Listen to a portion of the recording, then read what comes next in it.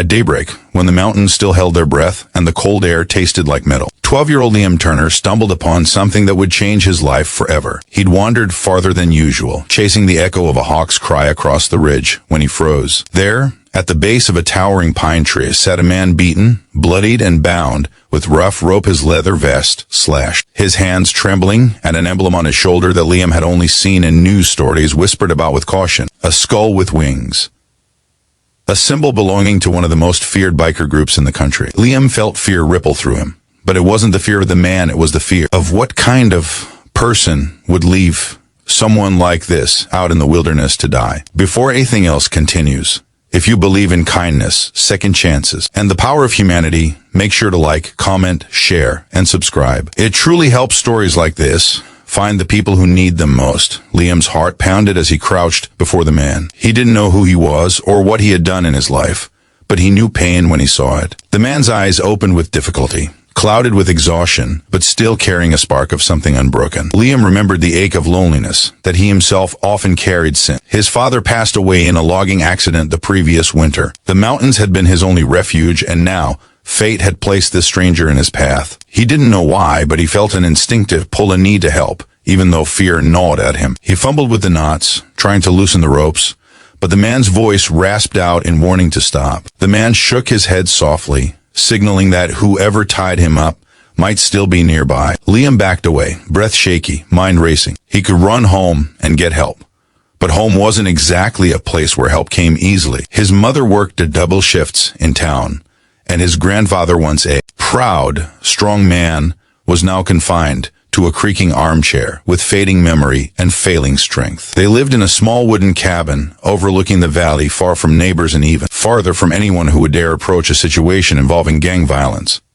Still, Liam couldn't leave the man there. He gathered what courage he could and whispered that he would come back. Then he sprinted home, lungs burning, the world blurring as fear and determination fueled his steps. When he burst through the door, breathless and frantic, his mother looked at him with wide, frightened eyes. But as soon as he mentioned the emblem on the man's jacket, she paled. She warned Liam not to get involved, not to risk their safety, not to draw the attention of people who lived by their own rules. But Liam couldn't accept that.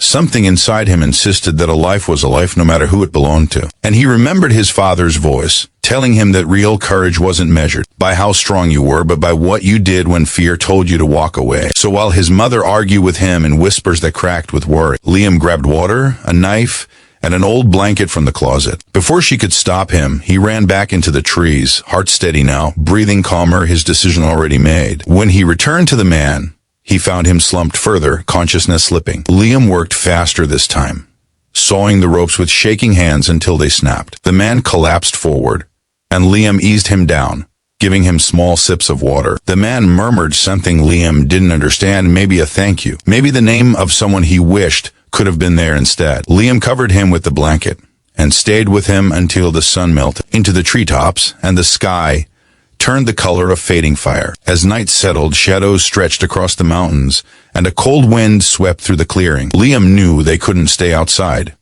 Struggled to lift the man, who outweighed him by 100 pounds.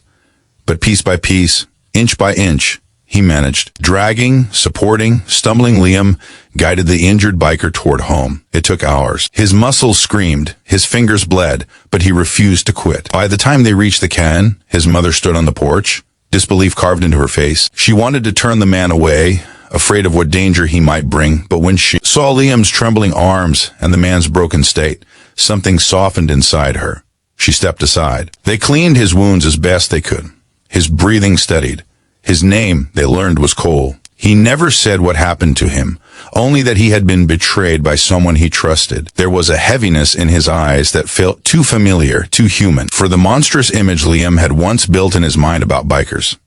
Liam fell asleep in a chair beside him. He didn't know that while he slept, the mountains awakened with the sound of engines. By sunrise, the world outside their cabin looked like a scene from another reality. 2,000 motorcycles, maybe more, lined the dirt road and filled the valley like a river of steel. Jackets bearing the same winged skull glinted in the early light. Liam's mother gripped his shoulders as fear twisted in her chest.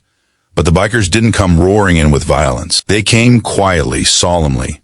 like an army that had lost one of its own and followed his last signal. When they learned that a small mountain boy had saved Cole's life, something incredible happened. These men, tough, scarred, intimidating, removed their helmets, heads bowed, in respect for the family who had shown kindness when it was needed most. Liam stepped onto the porch, heart fluttering, and saw gratitude in their eyes, not menace. Cole, now awake and standing with the help of his brothers, told Liam that the world was full of lines people drew between one another, but compassion had a way of erasing those lines. He told him he owed his life to him, and that debts like that weren't forgotten. The mountain boy had given him a second chance, and one day he hoped Liam would understand how rare and powerful that was. Months later, after the bikers had ridden away and life settled back into its quiet rhythm, Liam still remembered that day vividly. He walked the trails with a different sense of strength, knowing he had done something impossible for someone his world told him to fear. And deep inside, he felt the truth settle like warm sunlight that kindness could echo farther than any engine, louder than any roar, deeper than any fear. If this story touched your heart, please like, share, comment, and subscribe. Your engagement helps these meaningful stories reach more people who need them. Before we end, I'd love for you to comment below. Do you believe a single act of kindness can change a life?